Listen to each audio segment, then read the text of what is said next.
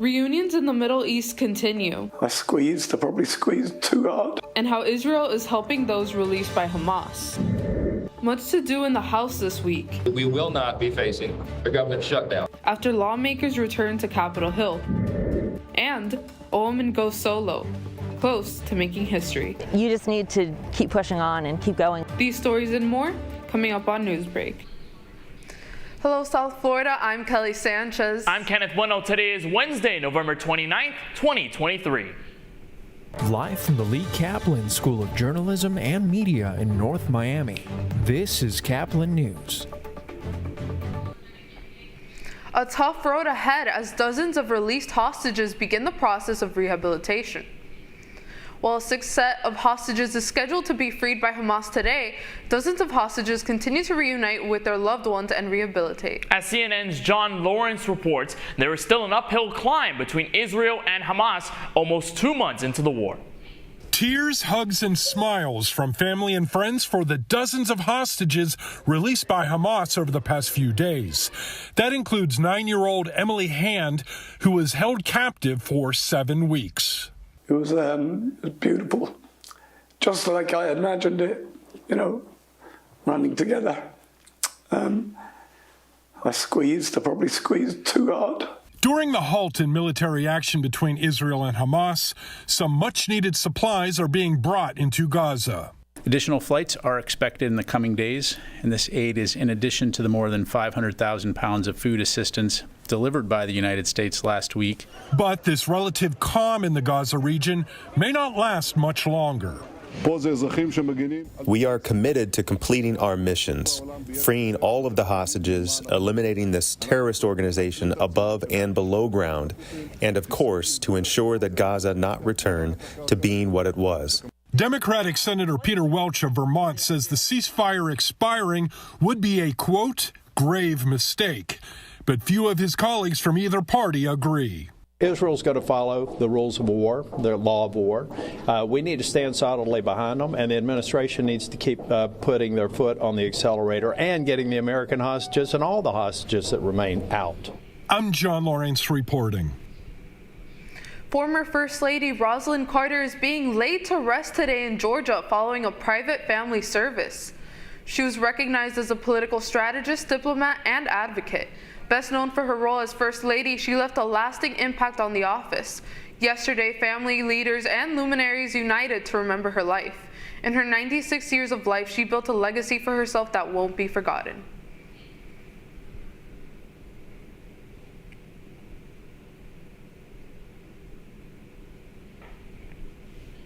The House of Representatives returned to Washington yesterday with a big to-do list. As CNN's Julia Benbrook reports, Republicans continue to face challenges as they lead with a very slim majority. Members of the House of Representatives are back on Capitol Hill with important agenda items to address: aid to Israel, the annual defense policy bill, and multiple government funding bills. We're optimistic that we'll be able to get those negotiated and done in time so that we will not be facing a government shutdown. But House Republicans face unique challenges as they lead with a very slim majority. When you only have 3 or 4 votes to spare and a lot of people want a lot of different things, there's just simply no compromise to be had to keep the funding open with just Republican votes. And the small majority could get even smaller. Congressman George Santos, a Republican from New York, is facing possible expulsion. What that does do is complicate the math for Republicans, right? And especially Speaker Johnson, where you remove a reliably conservative vote for all of these things that we've talked about that Republicans want to pass, and you create a vacancy when you can't afford to have any votes missing. A bipartisan House Ethics Committee released a scathing report earlier this month, finding evidence that he broke federal laws, stole from his campaign, and delivered a, quote, constant series of lies to get elected. Santos denounced the investigation, calling the report biased. But after its release, he announced he won't run again in 2024. Whether Congress votes to expel Santos or he remains in Congress for now, his swing district seat will be up for grabs at some point, and both Republicans and Democrats will be looking to claim it. In Washington, Julia Benbrook.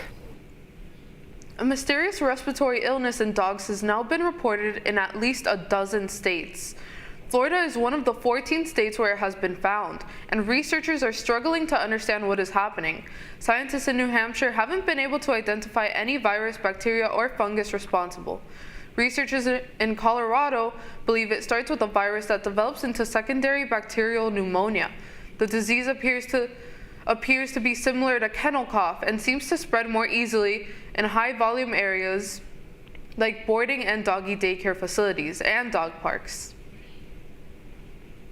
The world's biggest cruise ship is heading to South Florida. Royal Caribbean is taking ownership of the brand new Icon of the Seas. The handover for the 20-deck, 250,000-ton ship took place in Finland 1 week ago. Icon of the Seas has the capacity to hold nearly 10,000 passengers and crew. Its delivery was delayed due to the pandemic. After southern Spain, it was set to sail in Miami in late January to tour the Caribbean. Federal authorities have launched an investigation after a hacking attack on a water authority near Pittsburgh, Pennsylvania. It's the latest in a series of cyber attacks in various cities in the U.S. that target critical systems like public utilities and healthcare. CNN's Laura Aguirre has more on the recent attacks and who authorities believe may be behind them. I'm surprised, but I'm not shocked. I mean, we've seen attacks from nation-state adversaries on a lot of our infrastructure. Pennsylvania Representative Chris DeLuzio reacting to one of the nation's latest critical system cyber attacks on an out-of-the-way municipal water authority in his state, in the city of Aliquippa, about 35 minutes northwest of Pittsburgh. Local officials say an automated control system manufactured by the Israeli-based company Unitronics shut down Friday. When it was rebooted, a message appeared on a monitor screen saying, "Our system had been hacked by legal right from the cyber avengers, down with Israel." The Department of Homeland Security is now investigating the attack by the self-proclaimed cyber avengers. Federal officials say it's a pro-Iran, anti-Israeli group that has claimed several similar attacks on X, formerly Twitter. Aliquippa authorities confirmed that no customers lost water service as workers were able to operate the affected system manually. But it's one of several U.S. infrastructure alarm bells in recent days. Since Thanksgiving Day, several hospitals in East Texas and New Jersey have been forced to scale back patient care after separate suspected ransomware attacks crippled critical technology systems. Authorities in both states are working with federal investigators to find out what happened and resume full operations. We've got to make sure we're giving local governments and state governments the means to protect themselves against bad actors who are sophisticated, countries like Iran, China, North Korea. I'm Laura Aguirre reporting. The Heat faces a familiar foe as they try to make it into the knockout round of the in-season tournament.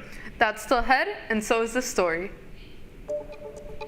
You just need to keep pushing on and keep going and know that you can make it through. The end of a coast-to-coast run is bringing one woman across the desert and into the history books. Newsbreak will be back in 2 minutes. How prepared is your family if a tornado shows up at your doorstep, or a flood, or a hurricane? You can't just turn away a natural disaster. That's why it's important to go to ready.gov/plan now. It has the tools and tips you need to make an emergency plan with your family. So if disaster comes knocking, let's go. You'll be ready to help keep your family safe. It's just a pizza. Yes. Make a plan today.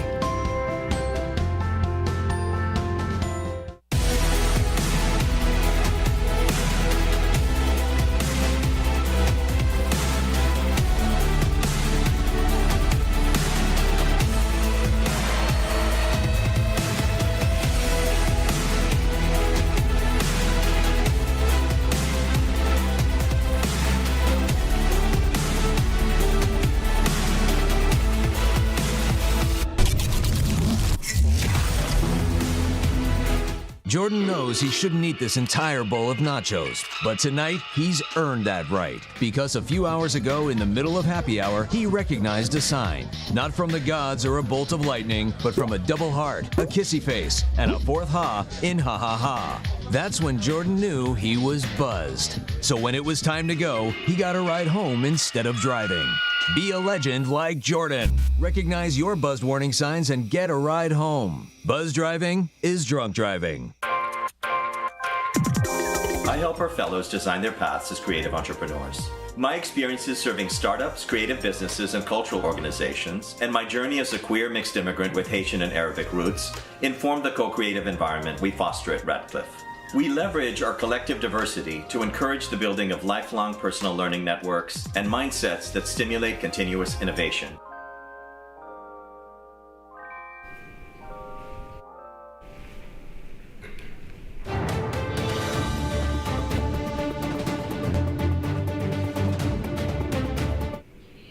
Across America, a hiker is wrapping up with the hardest part of her journey. She's trying to become the first woman ever to complete a challenging cross-country journey all by herself. Reporter Audrey Mayer from KRNB in Reno has details. 6,200 miles, almost 2 years, with 2 more states to go. Brianna DeSanctis started her cross-country journey in Cape Henlopen, Delaware, and expects to become the first solo woman to finish the American Discovery Trail in San Francisco in a few weeks. But she has to get through rural Nevada first. So I have to go back to Eureka, Nevada tomorrow morning and start working my way back here.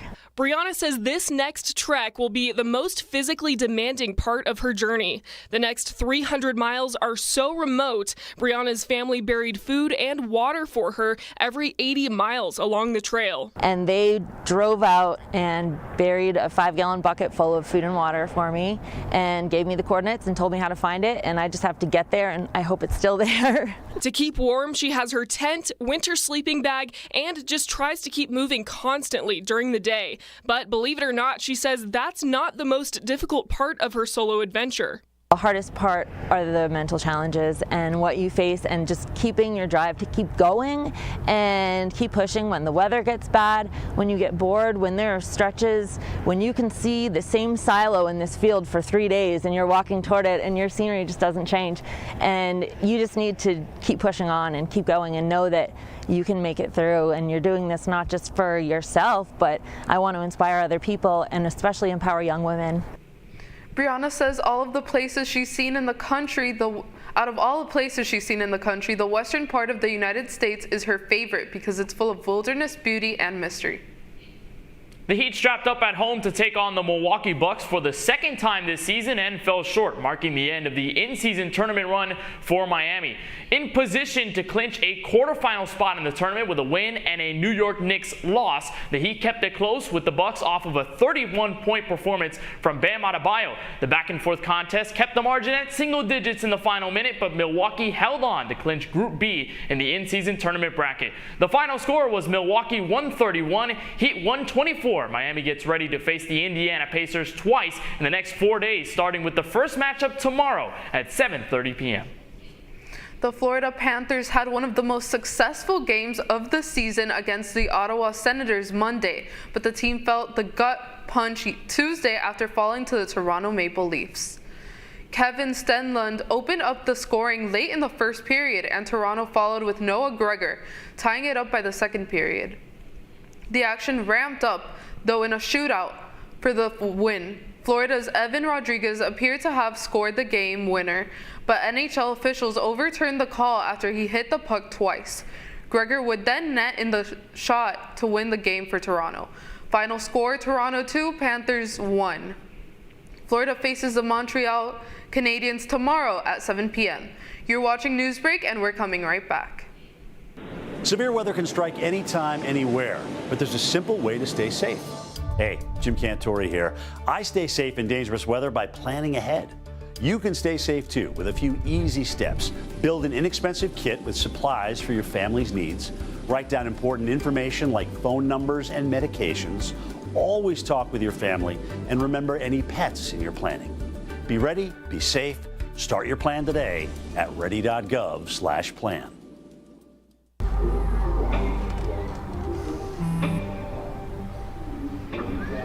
I don't know why you're so sad. You've got a roof over your head. You gotta stop with that depression stuff. That's what white people think. You all right? It just feels like it's coming from everywhere. Do you want to talk about it? You can talk to me if you're feeling sad. Whenever you need to talk, I'm here, okay?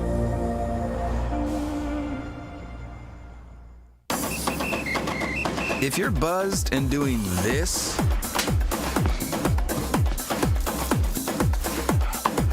to make yourself feel okay to drive, ZWX.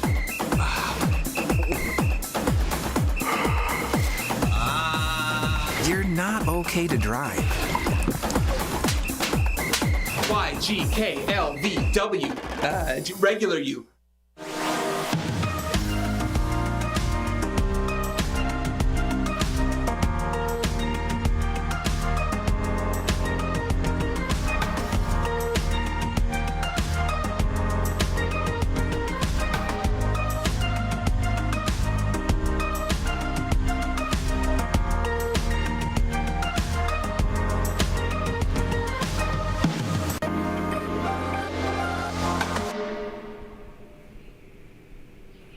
That's all the time we have for Newsbreak. I'm Kenneth Bueno.